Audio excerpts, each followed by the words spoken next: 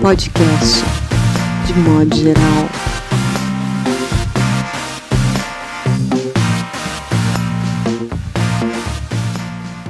Olá, meus caros. Começamos aqui a primeira edição do podcast, de modo geral. Nosso piloto com André Del Fuego e João Paulo Cuenca.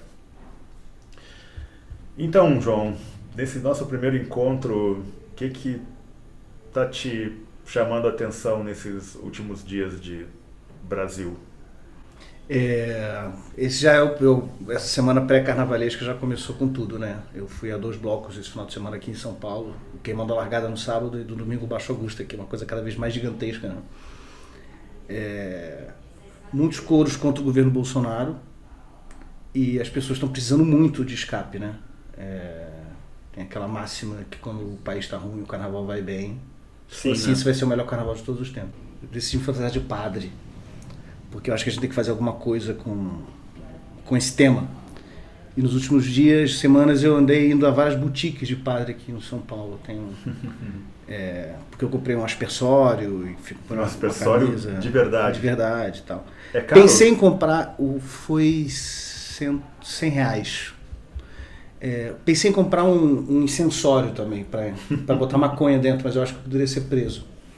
Mas ia ser bonito. Podia ser arruda também. Não é? Estamos precisando. Olha só, essa é boa. Arruda. E tu, Del Fuego? O que está me chamando a atenção é o coronavírus, menos pelo vírus, que não é o primeiro, que vem, né, esse vírus sai, uma mutação de um animal para uma pessoa, e não é o primeiro coronavírus, mas a forma como a China, de forma inédita, está lidando com isso, que é isolar 40 milhões de pessoas e fazer isso com uma certa maestria. E acho que me parece um grande teste de engenharia social, Também que eles já acho. estavam preparados para isso, desde identificação facial por drones, e agora com exames de sangue, enfim, tudo isso, acesso a esses dados, que não são só uma coisa facial, isso que eu fico pensando, também um acesso à nossa imunidade. E o quanto a imunidade pode estar ligada à liberdade daqui a alguns anos. Sim. Do papel da doença e da saúde nisso tudo, sabe? Um papel social e político, que era numa esfera privada absolutamente. Mas tu acha que Acho que a nossa gripe, daqui a uns anos, assim, ela vai ser completamente compartilhada. Dados. Fala. Não, é que eu acho que o governo chinês, ele tem projetos, né, de controle absoluto da sua população. E o que eu acho muito interessante, pelas primeiras informações que eu recebi pela imprensa, é que as comunidades se auto-isolavam como uma forma de demonstrar para o governo que elas estavam preparadas. Olha só, daqui a pouco cai o céu em São Paulo. Estavam preparadas para esse tipo de situação, que elas estavam se antecipando ao governo, que é uma coisa maluca que eu percebi, que eu senti no ar e lendo um pouco esse tempo que eu fiquei lá o ano passado. Não sei se vocês concordam, mas o chinês, como ele tem um governante dos moldes do Xi Jinping, ele fica sempre, o cidadão, querendo estar um passo à frente do governo, né, para demonstrar para o governo quanto ele está engajado com o projeto, né, do governo. Então tem isso que eu não sei se esse isolamento ele é determinado pelo governo, porque eu vi uma matéria dizendo que o governo nega que esteja, né, impondo o isolamento. De qualquer forma, é uma perspectiva interessante, né? Muito, mas eu concordo com você. Eu acho que tem um sentimento populacional de colmeia, de um dado e aquilo ser assimilado e se submeter mesmo. Eu acho a China uma coisa pra gente ficar muito próximo e pensar nela assim e a China não tem pressa. Eu acho isso uma coisa assustadora. Sim. E o Eles não têm presidente, pressa, ele é o imperador, ele age como imperador. Ele é o imperador. Ele olha os escritos dos imperadores passados para saber como que se resolveu uma Isso que você praga de falou é inseto. perfeito. Eles não têm pressa. Não tem pressa. É inacreditável. Inacreditável. A medicina deles é praticada dentro dessa lógica, sabe, da prevenção, e na prevenção, no caso da doença, né, vir né, tratar sem pressa, para resolver, né? Não é tratar o sintoma, é tratar a energia. Mas eu fiquei pensando aqui, João, você foi a algum bloco onde você pôde praticar suas funções, seu ofício? Minhas funções clericais. Clericais? Conta pra nós um pouco, porque eu acho que um folião carioca tão conhecido como você no Rio de Janeiro, eu que morei no Rio e pude constatar isso de perto aqui em São Paulo, é praticamente um mestre, né? Que isso. Eu me lembro desse carnaval aí, a gente passou um carnaval juntos no Rio de Janeiro em 2009. Daniel Galera. Daniel Galera, eu e você em blocos de carnaval. Nunca mais isso vai acontecer, né? Eles sobreviveram? Acho que sim. Quase. Mas o João reinando, né? Nossa, ele só olhando. Calculo. E nesse bloco, enfim, eu não vou... Não, que era um bloco que foi extinto, né? Na verdade. Foi extinto. Foi extinto. Era um bloco ali naquela praça... na Praça do Cabeção do Getúlio. Onde era a Piauí, né? Uhum, acho que sim. Mas aqui em São Paulo? Aqui em São Paulo eu faço mais o pré-carnaval, né? O que tu acha disso, André? Ele faz o pré-carnaval aqui. Não, porque eu acho que o Carnaval de São Paulo, o Carnaval de Rua de São Paulo é muito bacana, tem coisas muito legais acontecendo e tal. Mas tem alguns... Eu acho que tudo é muito longe para Carnaval. No Rio de Janeiro eu tô da Glória até a Gamboa, então assim, é tudo pelo centro ali. E acho o Carnaval do Rio imbatível mesmo. Mas acho bacana que São Paulo faça um esforço. As pessoas ficam muito engajadas. Às vezes eu acho que até engajadas demais. Às vezes eu acho que pode ser um carnaval que se leva muito a sério. Sim. Isso é meio claro, assim. 8 anos de carnaval de Rio de Janeiro, eu tenho certeza disso, assim, que se você for comparar assim, o grau de espontaneidade e de entrega, né, é realmente diferente. Aí. É diferente. O Carnaval de São Paulo é eficiente, é isso? O Carnaval de São Paulo é eficiente. Nos termos da eficiência. Quase germânica, assim, ou japonesa. Então as pessoas, elas decidem ficar muito felizes. Perfeito. É uma felicidade que vem de uma decisão tomada. Perfeito. Eu vou me... Então aí eu vou entrar no clima. Exatamente. Enquanto que lá o clima acontece. Estão naquele clima. Não, o carnaval não acaba, na verdade. É isso também, né? O carnaval perene e contínuo. E na verdade o carnaval E aí naquele momento só muda de roupa. Aquele espírito está latente ali. Mas é o Rio de Janeiro. Então, por mais que São Paulo hoje em dia tem um carnaval maior, vem mais dinheiro, vem mais turista, o que é uma maluquice, mas assim, esse espírito... O carioca tá de sacanagem, né? E o carnaval é isso, né? É isso elevado a enésima. Então, eu sempre quero passar lá. E é o único momento do ano em que o Rio de Janeiro é o melhor lugar do mundo para se estar. Sim. Durante os outros dias do ano, eu posso estar em qualquer lugar. A vocação máxima do Rio de Janeiro é o carnaval mesmo. O problema do Rio de Janeiro é quando o carnaval acaba. Sim. Né? São os outros 360 dias. Bom, para mim, como paulistana, nunca houve carnaval em São Paulo, né? A coisa era de clubinhos. Sim. E quando eu ia para Minas, interior de Minas, que é onde fica meus avós e tal, eu ia para aqueles clubes de cidadezinha do interior, quer dizer, não tem essa pulsão de um carnaval carioca de jeito nenhum. Imagina um clubezinho numa cidadezinha no interior de Minas Gerais, assim, praticamente uma dancinha, um som baixo. Uhum. E agora passa um bloco na minha rua.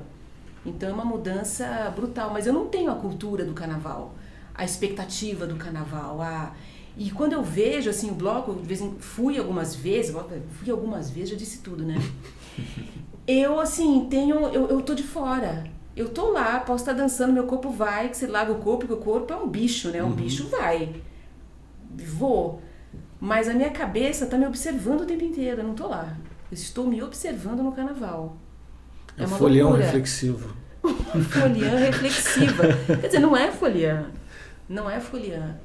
Mas tem problema também, não só o carnaval, não é isso não é isso. Eu invejo profundamente. Porque essa talvez seja a pergunta que não pode ser feita no bloco do carnaval. O que estou fazendo aqui, né? Justamente se trata, é você desaparecer, né? É você sumir. Sim. É quase um exercício de meditação profunda, só que é o contrário. Uma coisa que eu... Você some e se mistura, né? Você vira uma multidão, né? Uma estratégia que eu tinha lá no Rio de Janeiro era arranjar um canto, né? Eu ia com o nosso cooler, eu arranjava um canto, depois eu arranjava alguns parceiros para ficar tomando cerveja no canto ali e conversando, né? E era um pouco isso que você falou, que eu não tinha me dado conta, assim, que eu nunca imergi, né? Mas eu estava pensando nessa semana, uma coisa que só pra gente fechar esse bloco, o que é o Brasil que fica, né, do fato do filme da Petra não ter levado o Oscar, né? Porque se tivesse levado o Oscar, eu acho que nós teríamos aí um fato interessante aí, né? Ocupando... Sim, mas eu acho que politicamente não faz muita diferença. Não tinha chance, né, de qualquer forma. Não sei se faz tanta diferença. Assim. Perder rendeu memes pra direita, assim, mas eu posso estar enganada, mas eu acho que a curva de efetivo mesmo dos memes, assim, tá quase no ápice para uma descida. Posso estar muito enganada. Eu acho que estamos próximos de uma maturidade. Sim, porque foi uma ingenuidade muito grande. Pessoas, assim, o WhatsApp caindo nessas coisas e tal, né? Enfim, da mamadeira de piroca, tudo aquilo que a gente viu. Porque foram muitas pessoas politizadas em ondas imensas de uma vez, figuras que não liam um jornal e que não via nada. E de repente a notícia vinha pelo primo do WhatsApp, e aquilo era fonte de notícia política. Sim. E acho que isso tende essa primeira onda que coincidiu com uma eleição dessas, assim, tende a evoluir um pouco, a desconfiar um pouco, não sei, teve uma discussão pós e tal. Então acho que não ganhar o Oscar, perder o Oscar, rendeu ali alguns memes e tal, mas as conexões que uma Petra faz em Hollywood com o cinema dela, com as ideias dela e tudo isso, e eu acho que, enfim, valeu incrível a indicação. Sim. A indicação é um rendeu, assim, é um sinal, com todos os... A gente pode começar o segundo bloco, vou propor para vocês então, falando isso, a cultura hoje e a própria literatura, ela está dependente das redes sociais e das mentiras das redes sociais, e a gente vai para o segundo bloco então.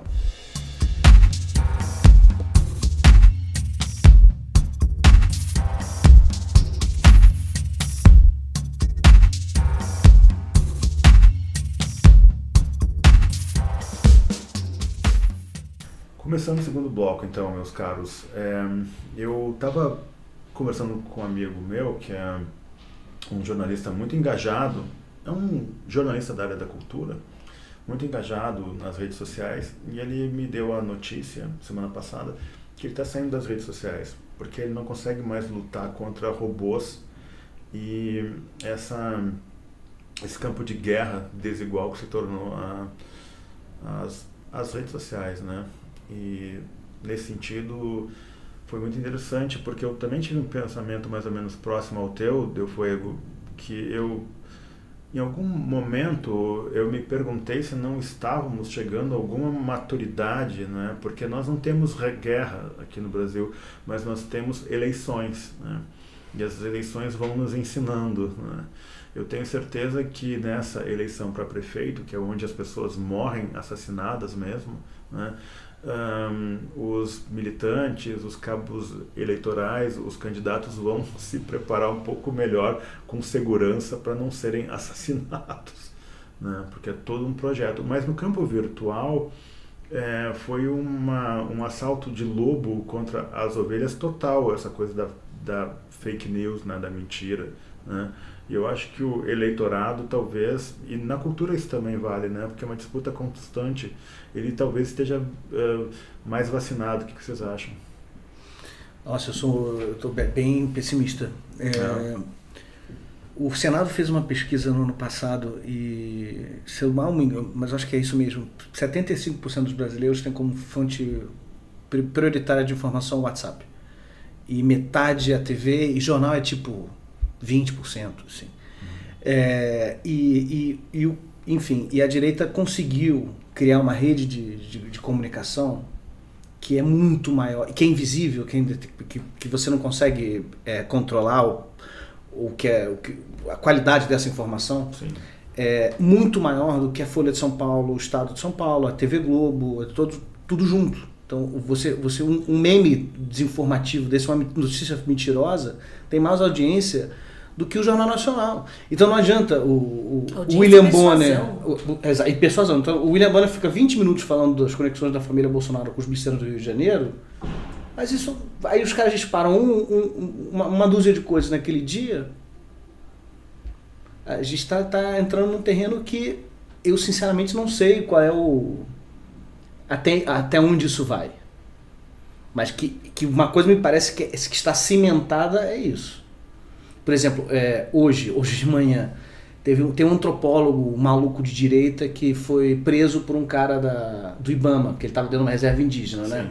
O cara foi preso, e aí as redes de direita começaram a divulgar esse vídeo falando que esse cara era um petista. Que agora Comunista. um comunista, mano. Como colou isso, né? Incrível, Impressiona, né? qualquer coisa As pessoas- cola. A impressão que me dá agora é que qualquer coisa vai colar. Qualquer coisa vai colar. E aí o presidente e os filhos usam de meios oficiais de comunicação para também fazer qualquer coisa colar. A gente está vivendo um momento de pós-verdade em que o presidente espalha fake news. Usa canais institucionais da presidência para espalhar governo usa, mentiras. O governo. Então, assim, para mim é um terreno... Isso é o início de um experimento social em larga escala. Uma coisa que... Não sei até qual o limite, né? A gente... Bolsonaro, Trump. O que acontece depois, entende? Dá pra Porque piorar. pode piorar. Claro que dá. Dá pra piorar. Dá pra sim. piorar. Não piorou ainda não. Pois é. Meu ponto é isso. Não piorou ainda não. Dá pra piorar. Me parece o começo. Dá pra piorar. E essas coisas, por exemplo, se você pensa no grupo antivacina, por exemplo, que é um pouco isso, e pessoas esclarecidas da elite acreditam na história de que a vacina, por exemplo, de sarampo poderia causar um certo autismo. E podia causar... Eu me lembro de uma médica do meu filho que desconfiava que a asma poderia ser gatilho para alguém que tivesse a tendência para asma, por exemplo. E ela ficou um pouco... Gatilho como assim? Asma? Para A começar vacina? as crises. A vacina, A vacina. exatamente. Uhum. E só que daí esse grupo, quando a gente pensa assim, o grupo de WhatsApp de direita, que são os tios, eu tenho um familiar caminhoneiro no interior de Minas Gerais e que é do Eu tenho WhatsApp também. e Eu que tenho assim, parente caminhoneiro. na eleição ele mandou um meme que era de comemoração, porque o Bolsonaro ganharia, ele tinha certeza absoluta, que era uma churrasqueira em forma de uma pistola. E ali eles iam fazer churrasquinho de petista safado e tal. Sim. E a gente pensa sempre nesse nível, né, que as coisas, porque as pessoas não são muito ligadas. Não, assim, eu já fiz parte de grupos de mães e de uma outra, que não são figuras assim, todas lá com universidade, figuras assim, de profissional liberal e tal, assim, gente que lê, gente que também é uma ideia ridícula que a gente tem, que existe uma hierarquia, né, de adesão, dependendo Sim. da escolaridade, e que agora aqui em São Paulo se aprovou uma lei de que em São Paulo as crianças para serem matriculadas precisam entregar a carteirinha de vacina. Certíssimo. E esses memes, essa coisa da proximidade, ela é muito punk, ela aproxima demais. Porque se eu leio uma coisa, entre nós aqui, estamos nós três, e eu leio alguma coisa no G1 ou na Folha, uma frase tal, e de repente a gente conversa aqui entre nós e você fala, André, eu não acho que não é meio assim, não é bem assim. E você diz, eu acho que também não, porque isso. Eu sou capaz de fazer uma adesão ao que vocês estão dizendo, que vocês são próximos e que eu confio em vocês. Claro. Não na notícia, mas a confiança numa pessoa transfere pra notícia. Sim. E isso... O que concorre com isso? E a coisa que é Nada. mais engraçada é que... Bonner não é meu tio. É que você vê que tem uma O Bonner não é o leitura... Scott, não é o Cuenca. Não... Tem uma leitura geral hoje que a imprensa, ela não é confiável, né? Que era um discurso de esquerda, ou anarquista, mesmo no tempo do governo petista, né? Quem estava correndo por fora sempre dizia, olha, né, a imprensa não é confiável. E agora vem uma extrema-direita que adere e capitaliza isso, né?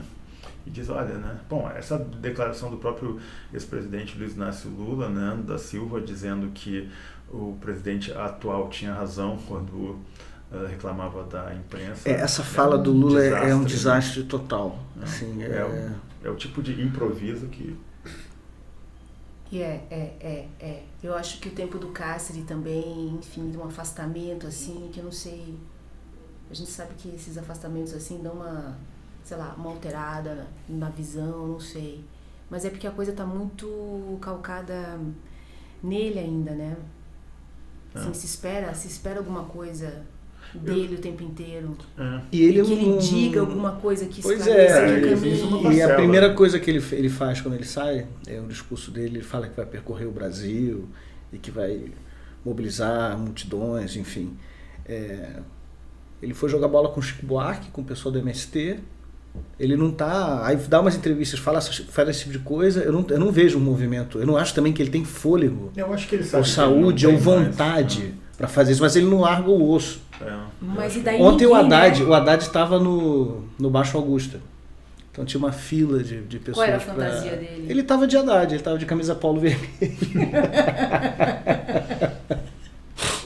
Ele estava de camisa polo vermelha. Você deu uma benzida nele? Com a tua... Não. Esse padre não benze políticos de nenhum partido.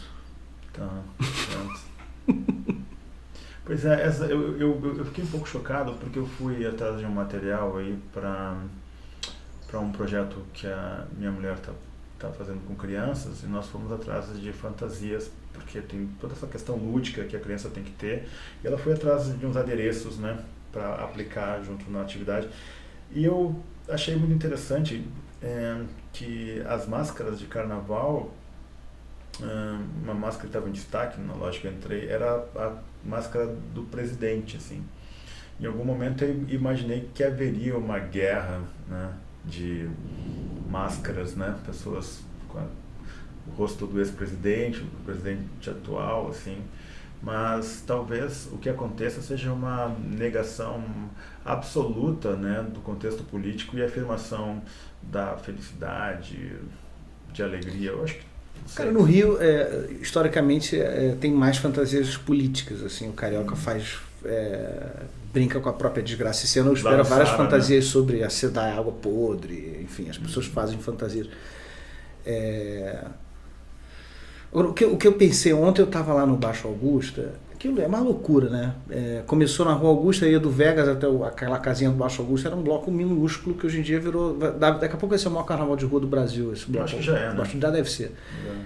Sei lá, devia ter 1,5 milhão, 2 milhões de pessoas. E todo mundo cantando Bolsonaro vai tomar no cu, inclusive as pessoas no carro puxavam e tal. Eu fiquei imaginando quantas dessas pessoas estavam cantando Ei, Bolsonaro vai tomar no cu e votaram no Bolsonaro. Porque demograficamente é impossível que esse cara tenha sido eleito e ninguém daquele bloco tenha votado nele. Mas tá liberado para quem votou, né? Já tá liberado, né? Tá. Porque teve muito PSDB que foi para esse lado também, né? Tudo menos o PT. Aquela história assim que para não eleger o Lula, elegeu o Bolsonaro. E dessa vez, para não eleger Bolsonaro, também vai aquele que vier também, né? A gente pode... Talvez o pêndulo faça isso. Mas a impressão que dá é que o pêndulo pode ir para o outro lado total também, como nos Estados Unidos, talvez. Trump, Sanders, assim, só pelo movimento psicossocial. Na verdade, a gente fica especulando, mas cada vez mais bem, a política é feita de acidentes, acasos e de esbarrões, né? Históricos. Mas eu acho muito que esse cara vai ficar no poder até o mercado desembarcar dele, entendeu? Claramente. Isso. Claramente. Não tem como... Ele com a máquina do governo, se a Fiesp e os bancos e tudo que estiverem apoiando ele vai continuar no poder. E a gente vai ter que estar Aí a gente vai ter que... A sociedade civil tem que... Para tudo. Micropolítica no teatro, micropolítica na Mercedes São Pedro, micropolítica como eu vou financiar o meu próximo filme, onde é que eu vou publicar, o que eu faço. Tipo, a gente vai ter que criar o campo. Exatamente. Ampliar o campo, não uma bolha. Ampliar o campo. Ampliar o campo. Mas isso eu acho que já está acontecendo, né? Você vê iniciativas, por exemplo, como essa da Mercearia São Pedro, que democraticamente, tanto que o último debate que eu vi lá tinha gente de direita, enfim, deu um debate bem, mas de suporte da cultura mesmo, eu tenho visto alguns empresários cedendo algum suporte financeiro, dinheiro para projetos, né, independente da institucionalização, assim, né, de lei de incentivo, esse tipo de coisa, porque as pessoas compreendem que tem um certo espírito de recomeço no ar, assim, né? Eu não quero criticar de uma forma assim leviana, mas houve um certo acomodamento por parte de setores de produção cultural, sabe? De não, eu tenho mais ou menos garantido espaços, né, de financiamento, de suporte, etc. Né? E aquele espírito de guerrilha constante que é importante na arte, eu acho que várias pessoas perderam, assim, e agora está reavivado. O que tu acha, André? Eu acho que sim. Eu acho, por exemplo, o teu livro, Marrom Amarelo, A Morte e o Meteoro, do Joca Heinz Terron, e A Ocupação, do Julian Fuchs, não foram publicados em 2005, mas em 2019 e 2020. E acho que vem uma leva mesmo, assim, falando do próprio tempo, querendo ou não. A gente já faz isso, a literatura faz isso já, né, naturalmente, né? Mas eu acho que isso tende a entrar cada vez mais, e da dança ao cinema, ao documentário. A gente concorreu à categoria de documentário sobre o golpe, não foi isso? Não foi com ficção. Sim. Que é um pouco o que parece que o terceiro mundo, essa coisa de primeiro mundo, enfim, que digamos assim, a periferia, né, do capitalismo, ela precisa, né, aumentar, eu acho, a produção. Deixa eu te perguntar uma coisa. Outro dia você comentou assim, quem me dera que o Brasil fosse liberal? Sim. Disserte. Porque eu tenho convicção que o Brasil não saiu da Idade Média. Tenho convicção, se você analisar, sabe, as bases normativas, né, que regulamentam o país, você tem, assim, alguma inovação mais significativa a partir da redemocratização da Constituição, sabe, debates em que a elite não consegue mais se blindar, sabe, porque tem acesso, hoje tem a internet, enfim, mas você tem uma população que é completamente excluída dos serviços públicos, do tratamento digno, né, no momento do serviço público. Eu acho que essa imagem do brasileiro festivo, acho que somos mesmo, mas do brasileiro pacífico, ela é totalmente equivocada quando você diz que essa é a índole do brasileiro. Não, eu acho que o brasileiro ele é precavido com relação à manifestação da sua indignação, porque ele sabe que o nosso país tem uma unidade que foi sustentada a partir de uma repressão, sabe, muito eficiente. Sabe? E se ela é visível da forma como é nas grandes cidades, você imagina lá no interior do Paraná, no interior, sabe, do estado do norte, enfim, né? Então, essa tensão que eu acho que está se revelando agora, ela era necessária, assim. O brasileiro vai ter que aprender a se olhar no espelho, porque a gente não consegue fazer isso. O que eu vejo hoje, com, por exemplo, políticos como esse Mamãe Falei, próprio presidente, né? Os caras estão escancarando um pensamento que nunca sumiu, pelo contrário, né? Ele existe desde a gênese, né, do nosso Estado, né, nos moldes ocidentais, europeus, enfim, né? Então... o Brasil não teve revolução burguesa, nem revolução, não passou pelo iluminismo. A gente tem um Estado que não é republicano, que só serve para proteger os interesses do grande capital, e é uma fazenda de gente. Mas aí que tá, eu acho que essa... É uma fazenda de gente onde essa gente são os animais, né? Sim, exatamente. Esse estado de panela de pressão que ferve, mas a água não vai transbordar jamais, e a gente está sendo cozinhado dentro dela, eu acho que é o que define a experiência brasileira. O Brasil é um país de revoltas, não de revoluções. Não houve revolução no Brasil, nenhuma. Houve golpes e nenhuma insurreição popular que mudou o Estado aqui. E é muito contraditório. O carnaval é quando essa contradição ela vem na sua cara, assim, tipo, é um soco no nariz, porque a coisa que faz o Brasil ser suportável é o que faz o Brasil ser impossível. Outro dia no Rio de Janeiro, a água estava podre e teve enchente, e faltou água. Olha que maravilhoso. A água está podre, porque o governador Witzel botou um indicado do pastor Everaldo para comandar a SEDAI. Ele demitiu 40 pessoas do corpo técnico da SEDAI, então a água ficou podre. E aí faltou água, né? Água podre tinha, e em alguns bairros do Rio de Janeiro encheu. Tem um vídeo maravilhoso na internet, em Bangu, que é um samba. As pessoas estão com água no joelho e sambando para valer.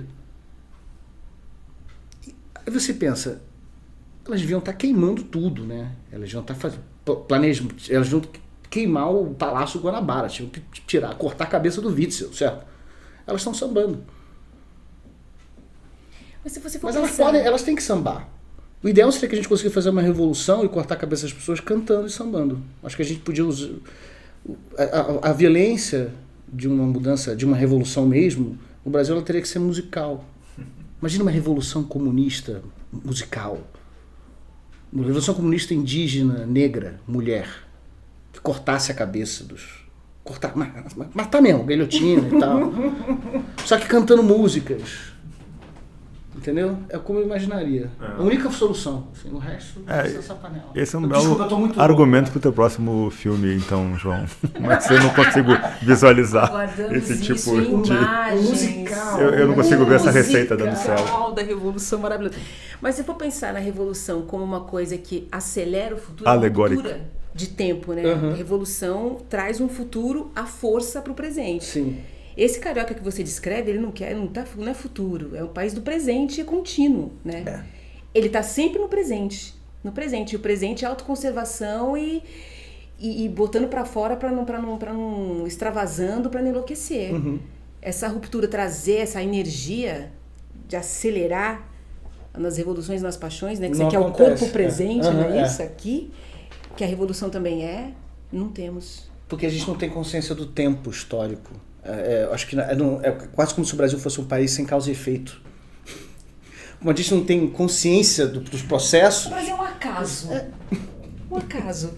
Eu acho que nós somos muito pautados. Sabe que eu participei de um debate com um escritor amigo nosso o ano passado.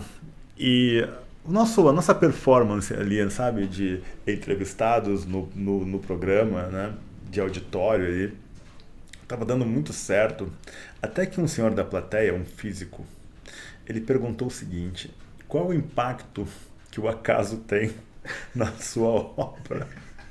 E depois dessa pergunta, eu e esse escritor, amigo nosso, nós divergimos profundamente, assim, foi, sabe? Mas eu adoraria ouvir as respostas. Porque essa é uma questão bastante séria, eu acho, quando envolve a nossa condução, o nosso modo de pensar. Eu estava falando da Constituição do Estado, não só no Brasil, mas na América Latina como um todo.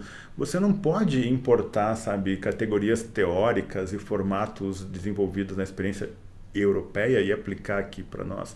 Porque nós somos impregnados de uma forma muito diversa, sabe, por religião, por misticismo, sabe, pela intuição, sabe, pela improvisação, e acho que nós somos dominados pelo acaso também, né? Que é isso que você falou muito bem, que nós não temos revoluções, nós temos revoltas, né?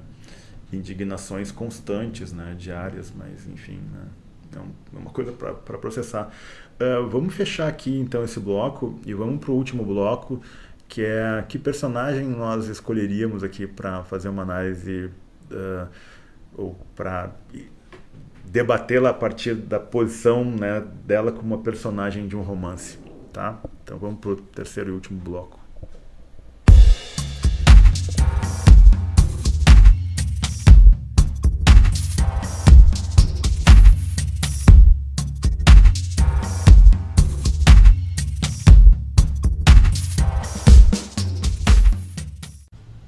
Bom, a gente está começando aqui o terceiro e último bloco do podcast de modo geral, e eu queria perguntar para você, Del Fuego, e você, Cuenca, que personagem de hoje, do Brasil de hoje, daria que figura política ou cultural hoje daria uma personagem interessante de romance, e qual seria a posição dela? Seria protagonista, personagem escada, antagonista? O que vocês acham aí? João? Eu queria usar um personagem, mas do planeta, não só do Brasil. Eu vi hoje de manhã o documentário sobre a Taylor Swift, que estreou. Eu vi também. Eu acho a Taylor Swift a maior artista viva. E falo isso sem nenhum constrangimento e sem ironia. Eu acho ela gigantesca. O filme conta muito bem contada a história de vida dela. Ela começa como artista country. Ela começa a se apresentar em palcos com 9 anos de idade. Ela escreve todas as músicas dela. E é muito interessante como ela vai crescendo e vai ficando mais exposta.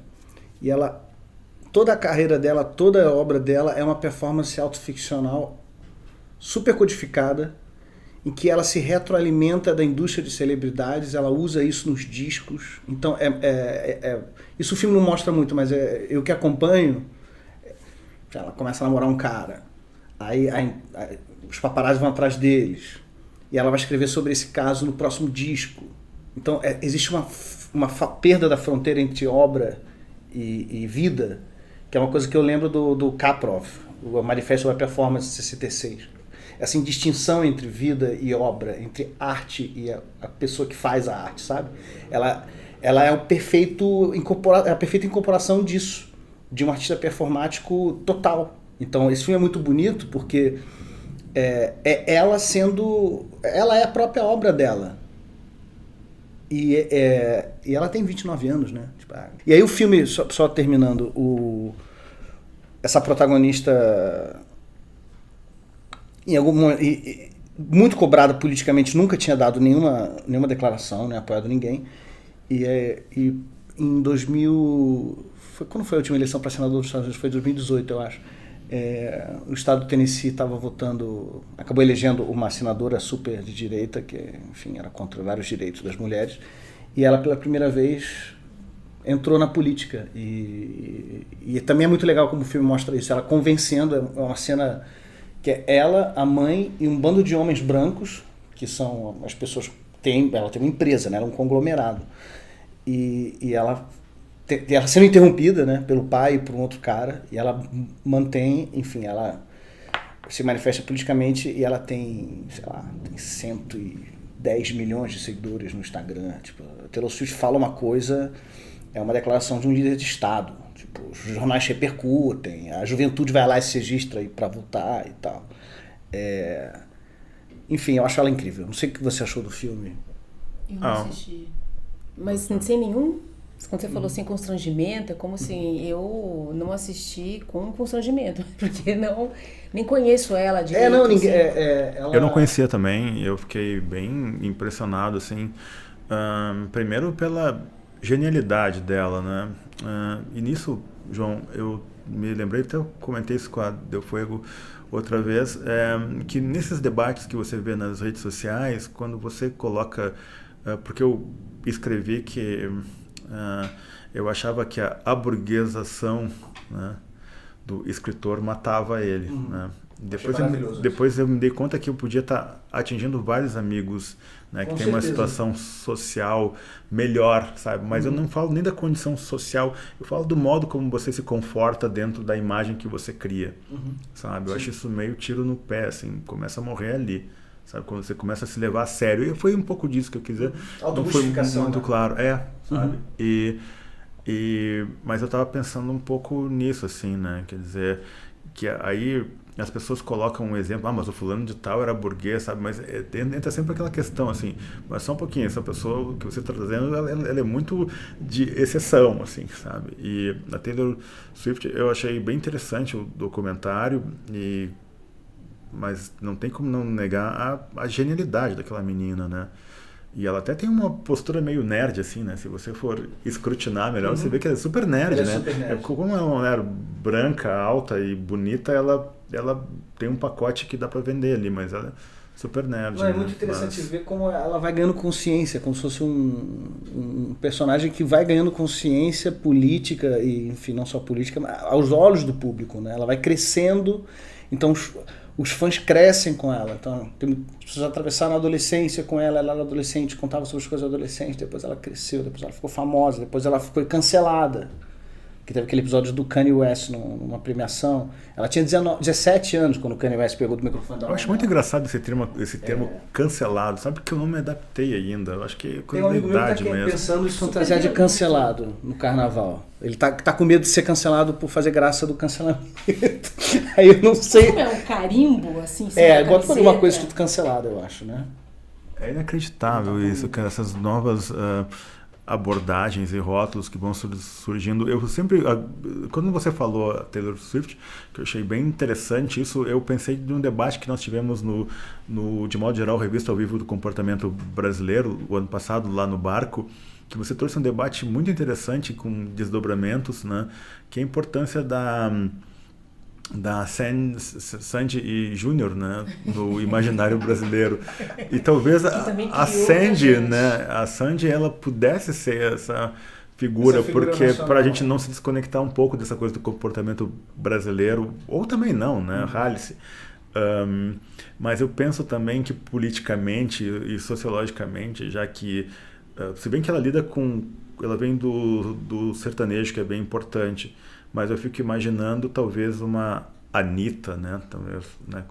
Porque tem implicações, né? Porque o artista ele tem muito medo de se expor politicamente. Ele sabe que tem uma onda muito forte de direita e extrema-direita. Ele não quer perder fãs, etc. Né?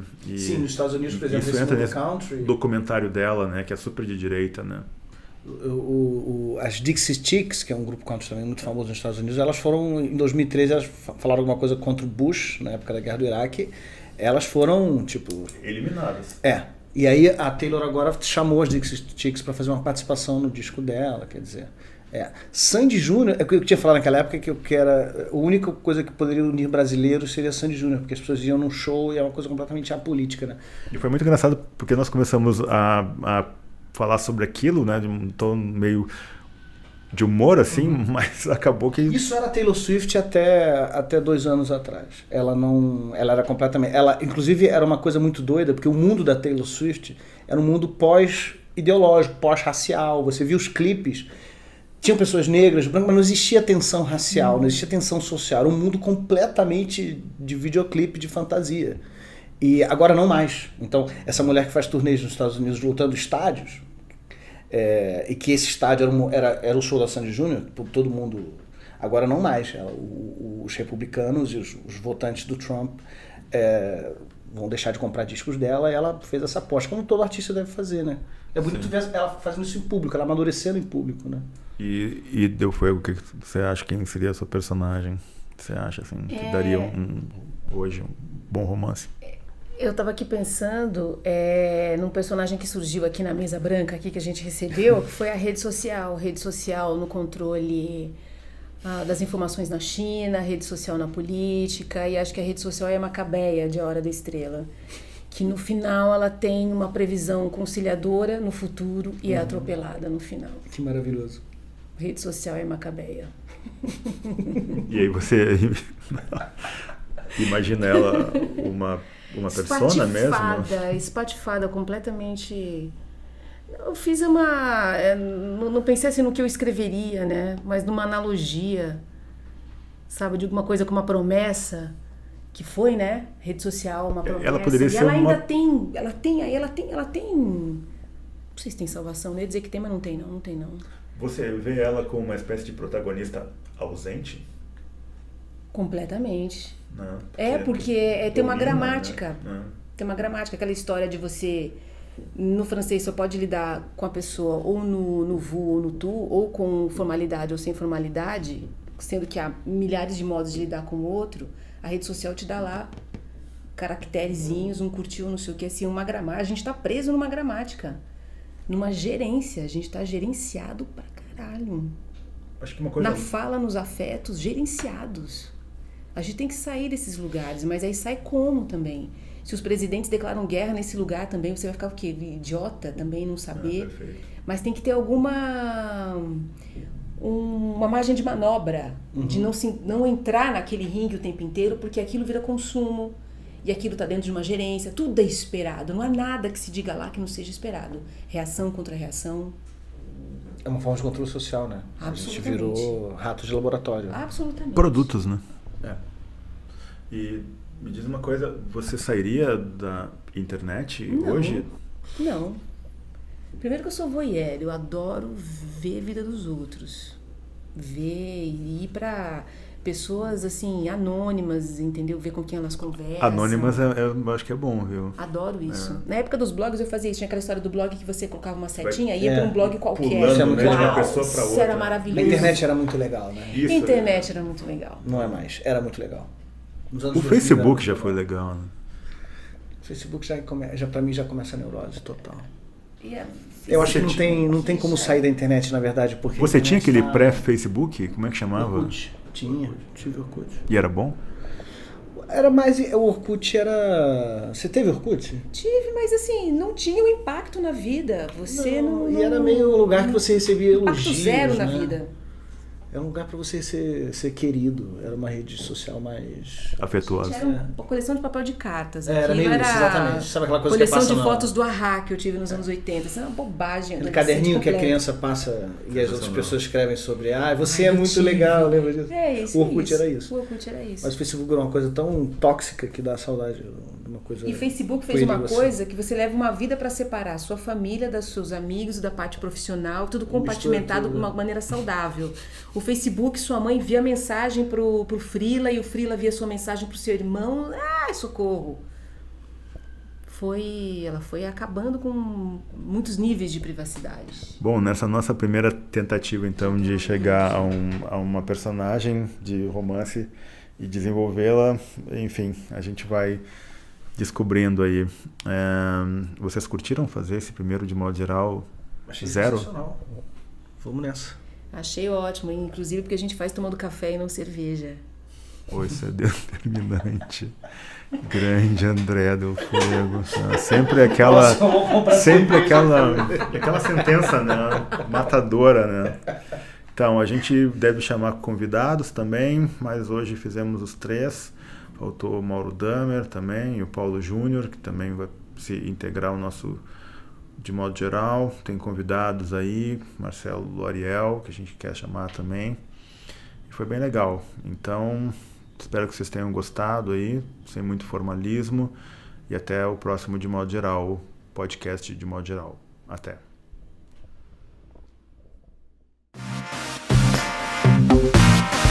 Podcast de modo geral.